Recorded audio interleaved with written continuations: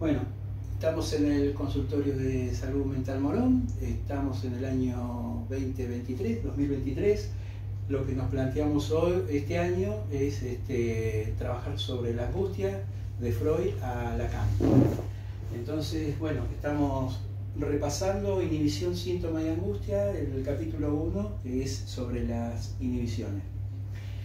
Antes de avanzar en esto, del capítulo 1, y hablar de las inhibiciones, me parece que tenemos que hablar un poquito de lo que hablamos el año pasado, ¿no? Cómo se estructura el psiquismo. ¿Qué quiere decir cómo se estructura el psiquismo? Quiere decir cómo se establece una diferenciación de espacios psíquicos. Primera tópica de Freud, consciente e inconsciente. Segunda tópica, el yo, el ello y el superyo. Pero bueno, podemos pensarlo desde consciente e inconsciente, ¿no? Entonces nosotros decíamos el año pasado que hay un momento mítico, cero, en donde se establece el orden cultural, el orden social, y que Lévi-Strauss lo llama la prohibición del incesto. Este momento es mítico, pero sabemos que en algún momento algo pasó que se fue organizando la estructura social, a la cual tenemos que entrar, porque no podemos realizarnos por afuera de la estructura social, no podemos realizarnos fuera de la sociedad, porque si no nos iríamos cada uno a la montaña. Y ¿por qué estamos tratando de hacer un esfuerzo y, como dice Freud en El malestar en la cultura, que los chicos, los niños, el cachorro humano, diría Lacan, tiene que ir haciendo un esfuerzo para introducirse en la cultura? Y esto quiere decir ir inscribiendo el nombre del Padre, o sea, ir incorporando a la cultura las normas, las formas, las leyes, y con eso, bueno, ir filtrando la pulsión. Entonces, ahí es donde se establece la represión, que esto es equiparable al proceso de inscripción del nombre del Padre. Tiene que ver con la pulsión. Y esto queda del lado del inconsciente, y del lado de la conciencia estaría más lo que sería la relación con el otro con minúscula. Entonces, entre la relación entre el yo y el otro con minúscula, hay un gran otro, que es esto que nosotros decíamos recién, este momento en que se arma el orden simbólico o la estructura social, la sociedad en sí, la cultura, a la cual cada uno tiene que incorporarse. Y para incorporarse tiene que hacer todo un proceso de represión, de inscripción del nombre del Padre. ¿Para qué? Para estar dentro de la sociedad y para estar en relación a los otros, con minúscula, los semejantes, que esa relación está también mediatizada por el orden simbólico. O sea, en la medida en cómo se inscribió el orden simbólico, cómo se inscribió el nombre del Padre, cómo se inscribieron las leyes, las normas, cuánto se reprime un sujeto para estar en relación al otro. A ver, lo pensamos en la clínica. Cuando un paciente para las asociaciones porque piensa que a lo mejor puede molestar lo que va a decir, está reprimiéndose en relación a lo que supone de su analista. ¿Me expliqué? Entonces, la represión estaría del lado de cómo se inscribió este gran otro, cómo se inscribió el nombre del Padre, cómo se inscribió la ley, pero a nivel inconsciente incluso.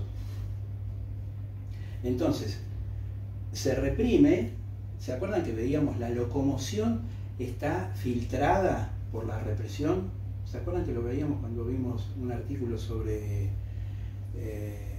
no me acuerdo si era la negación que vimos, que veíamos locomoción, juicio, locomoción, ¿se acuerdan? Represión, juicio, locomoción. O sea, el juicio está en relación a la represión y el juicio está en relación a la locomoción. La locomoción está en relación a la represión. Y la represión está en relación a los otros. ¿Se entiende? Al otro y al gran otro. Bueno, vamos a lo que dice Freud acá en Inhibición, Síntoma y Angustia. En el capítulo 1, vamos a repasar, vamos a hacer un punteo del capítulo 1.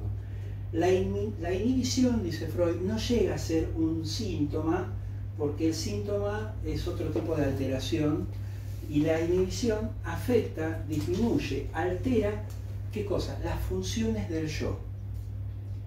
Estamos acá, las funciones del yo. El yo altera las funciones, ¿sí?, en relación a la pulsión y en relación a los otros. ¿Se entiende? ¿Cuáles son las funciones del yo que se alteran? Bueno, Freud dice, la sexual, la locomoción, la función nutricia y el trabajo. ¿Qué quiere decir que se disminuye? Es decir, para evitar displacer, para evitar angustia, por eso digo, todo va a girar en relación al seminario 10 que Lacan termina diciendo, al final casi todo gira en relación a la angustia, y que la angustia está en relación al deseo. Deseo es la contracara de angustia. ¿Se entiende? Las distintas formas que toma la angustia, entre una de las cuales está la inhibición. ¿De qué se trata la inhibición? De disminuir las funciones yoicas, las funciones del yo. Por ejemplo, locomoción, se disminuye la marcha, se posterga, aparece como una flojera. ¿Y cómo es esto? Bueno, ahora lo vamos a retomar. En el trabajo, ¿cómo se ve la inhibición? Y con torpeza, con fatiga, con distracción, pérdida de tiempo. O sea, alterar la función, alterar la concreción de la pulsión, disminuir la concreción de la pulsión, desalentar la concreción de la pulsión. El mismo yo. ¿Se entiende? La función sexual, bueno, Freud dice la falta de preparación, que podría ser la falta de erección o la falta de lubricación, la abreviación del acto, que sería la eyaculación precoz, se detiene el acto o la falta de placer, dice. ¿Se entiende hasta acá? O sea, son todas alteraciones entre la conciencia y el inconsciente y que no se produce satisfactoriamente la función. No se puede satisfacer la pulsión satisfactoriamente. Aparece algo que altera y que no deja. Y después, bueno, habla de la función nutricia, que es rehusar a la comida o el displacer frente al alimento.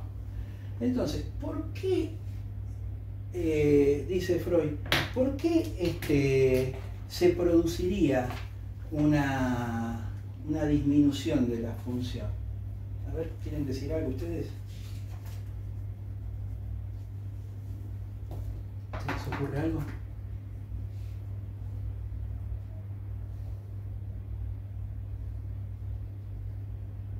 Limitar la función del yo. Vamos, chicas, hablan.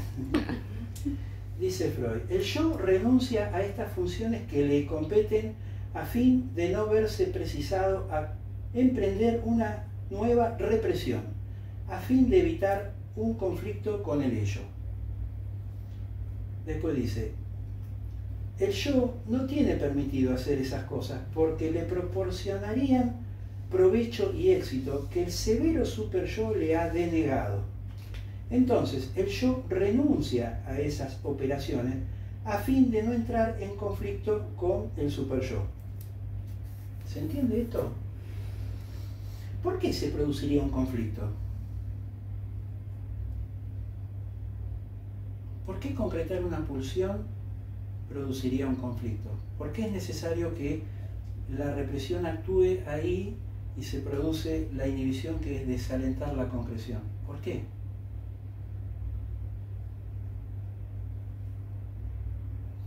Bueno, si nosotros decimos que el deseo en psicoanálisis no es necesidad, no es lo que cada uno se le ocurre en cualquier momento. El deseo en psicoanálisis es otra cosa que la necesidad. El deseo es lo que se produce después que se instaura la ley, después que se produce la intervención, la interdicción o la inscripción del nombre del Padre. Cuando se inscribe, entonces se resignan los objetos prohibidos, incestuosos, y eso queda del lado del inconsciente. Pero como en el inconsciente hay condensación y desplazamiento, entonces se desplazan las cargas libidinales a otros objetos. Entonces, lo que quedó prohibido, pero el monto de afecto se separa y va a parar a otro objeto.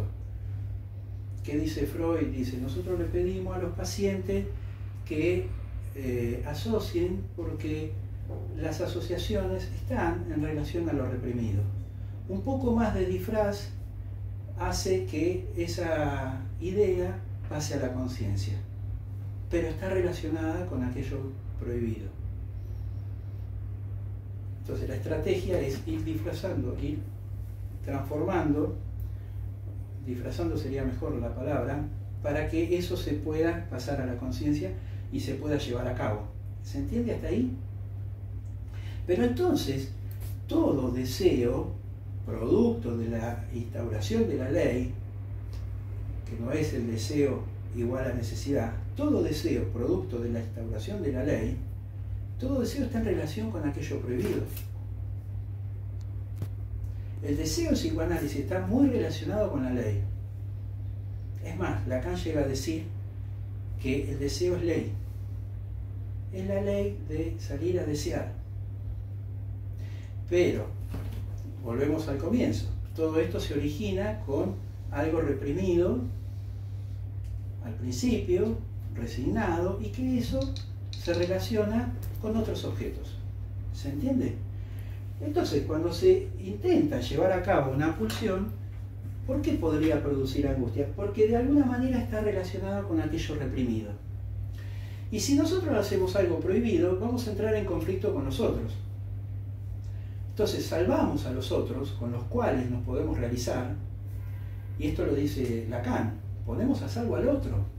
Y en todos los casos nosotros vemos que es así. ¿Por qué ponemos a salvo al otro? Porque nos realizamos con el otro. El sujeto se realiza en el campo del otro con mayúscula y con el otro con minúscula. El sujeto tiene que hacer un esfuerzo para sostener a los otros. En el caso que estamos hablando ahora, ¿hasta dónde este sujeto hace un esfuerzo para sostener a los otros? Y en la medida en que esto falla, también hubo una falla en cómo se inscribió el nombre del Padre. ¿Se entiende? A ver, siempre hay una falla en la inscripción del nombre del Padre. No es que no estamos diciendo nada nuevo, ¿no? Esto es Edipo, castración, o en términos de Lacan, la inscripción del nombre del Padre. Esto nunca es algo puro, límpido, ¿no? Nunca es del todo prolijo. Esto se plantea como ideal, cada uno lo atraviesa como puede. Siempre hay dificultades en este atravesamiento y hay accidentes. Y así, bueno, también se producen las respuestas dentro de la clínica, en la neurosis, ¿no? Pero digamos que el conflicto al que no se quiere llevar adelante, por el cual se produce un retroceso, que sería la inhibición, es justamente el conflicto de entrar en conflicto con el otro con minúscula y con el otro con mayúscula. ¿Se sigue hasta acá? ¿Se entiende? ¿Alguna pregunta? ¿No? Bueno, listo, seguimos con